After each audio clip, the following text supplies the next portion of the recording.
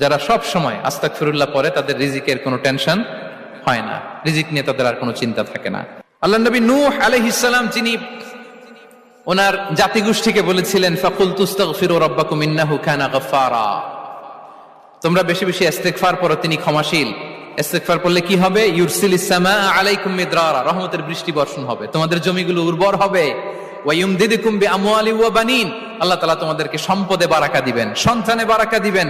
ওয়া ইয়াজআল লাকুম জান্নাতিন ওয়া ইয়াজআল লাকুম আনহারা, তোমাদের ফসল ক্ষেতগুলো সবুজ শ্যামল হয়ে ভরপুর হবে, তোমাদের রিজিকে বারাকা নেমে আসবে। তাহলে আমরা যেন বেশি বেশি ইস্তেগফার করি।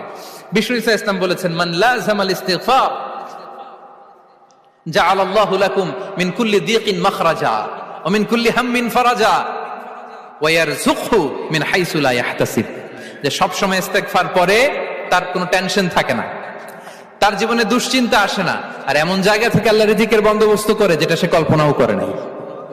সুবহানাল্লাহ বিহামদি। আমরা যেন বেশি বেশি ইস্তেগফার করি। আস্তাগফিরুল্লাহ এটা হচ্ছে ভেরি শর্ট ফর্ম অফ ইস্তেগফার, অথবা পড়তে পারেন আস্তাগফিরুল্লাহ আল্লাযী লা ইলাহা ইল্লা হুয়াল হাইয়ুল কাইয়্যুম ওয়া আতুবু ইলাইহি। সাইয়্যিদুল ইস্তেগফার মুখস্থ আছে না আমাদের? এটা যেন বেশি বেশি পড়ি। ইয়াকিনের সাথে যে সাইয়্যিদুল ইস্তেগফার পড়বে, যেই দিন পড়বে ওই দিন যদি মৃত্যু হয় সে জান্নাতি। কোন রাতে মুকিনান বিহি, ইয়াকিনের সাথে যদি সাইয়্যিদুল ইস্তেগফারকে রিসাইট করে, ওই রাতে যদি সে মৃত্যুবরণ করে, বিষ্ণু বলেন সে জান্নাতি।